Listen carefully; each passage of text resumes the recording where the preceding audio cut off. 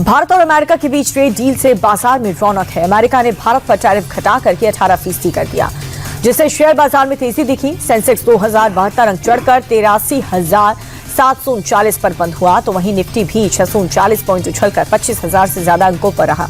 बाजार में आई तेजी से निवेशकों के चेहरे खिल उठे। कई शेयर होल्डर्स को बम्पर मुनाफा हुआ।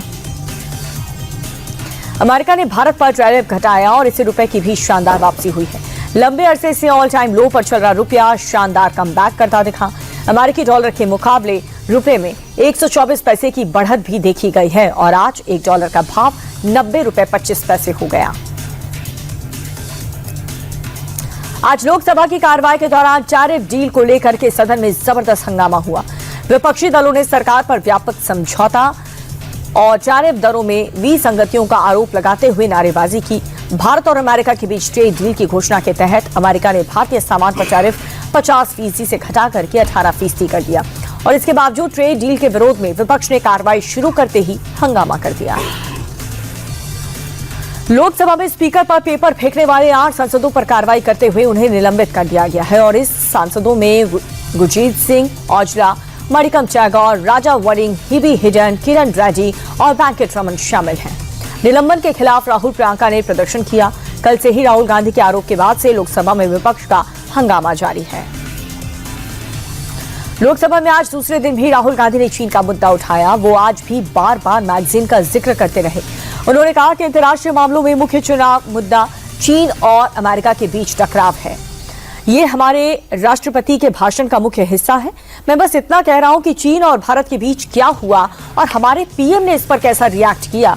राहुल के बोलते ही भारी हंगामे के चलते लोकसभा की कार्रवाई स्थगित कर दी गई और आज भी राहुल गांधी की स्पीच पूरी नहीं हो पाई। राहुल गांधी ने संसद परिसर में मीडिया से बात करते हुए एक बार फिर से ट्रेड डील को लेकर के पीएम मोदी पर हमला किया। राहुल गांधी ने कहा कि प्रधानमंत्री मोदी घबराए हुए हैं। जो ट्रेड डील 4 महीने से रुकी हुई थी, किसी न किसी कारण से नरेंद्र मोदी ने कल शाम उस पर साइन कर दिया। राहुल ने कहा कि नरेंद्र मोदी पर भयंकर दबाव है। नरेंद्र मोदी की इमेज का गुब्बारा फूट सकता है। हमारे पीएम को कॉम्प्रोमाइज कर दिया गया। दिल्ली में बंगाल की सीएम धरना दे रही हैं। ममता बनर्जी ने चुनाव आयोग और बीजेपी पर चुनाव चिन्ह करके निशाना साध रही हैं। उनका कहना यह है कि एसआईआर के जरिए 3 चुनावी राज्य में वोटर्स के नाम काटे गए, लेकिन बीजेपी शासित असम में ऐसा कुछ भी नहीं हो रहा क्योंकि वहां पर एसआईआर नहीं कराया जा रहा। ममता ने आरोप यह लगाया कि जिनके नाम काटे गए हैं उन्हें जस्टिफिकेशन का मौका भी नहीं मिला। ये सरकार अन्याय कर रही है। ऐसी कौन सी मुश्किल है जिसे इंसान का हौसला मात नहीं दे सकता। तस्वीरें हम आपको दिखाएंगे जिसमें सीएम योगी आदित्यनाथ के साथ आप जिस बच्चे को देख रहे हैं इसका नाम खुशी है। जन्म से ही मुखबधिर खुशी को अब आवाज मिल गई। उसने अपनी जुबान से पहली बार जो शब्द निकाले वो थैंक यू योगी जी। दरअसल पिछले साल नवंबर में ये लड़की अपने घर से सीएम आवास के लिए निकली थी। सीएम से मुलाकात के बाद बेटी का इलाज हुआ और उसे आवास मिल गई। यूपी में एसआईआर को लेकर के समाजवादी पार्टी हमलावर है। लखनऊ में सपा नेताओं की बीएलओ से भिड़ंत हुई। सपा नेता पूजा शुक्ला अपने कार्यकर्ताओं के साथ दफ्तर पहुंची, जहां पर यह पूरा हंगामा हुआ।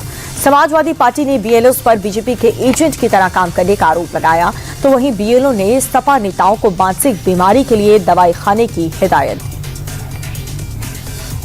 छत्तीसगढ़ के सबसे चर्चित शराब घोटाले के मामले में पूर्व मंत्री कवासी लखमा को बड़ी राहत मिली है। सुप्रीम कोर्ट ने 2000 करोड़ से ज्यादा के घोटालों के आरोप में गिरफ्तार हुए कांग्रेस नेता को बेल दे दी है। हालांकि बेल के दौरान कवासी लखमा इस केस से जुड़ी कोई भी बात नहीं कर पाएंगे। बता दें कि साल 2019 में 2022 के बीच राज्य में बड़ा घोटाला हुआ था, जिसमें तत्कालीन आबकारी मंत्री कवासी लखमा का नाम भी सामने आया था।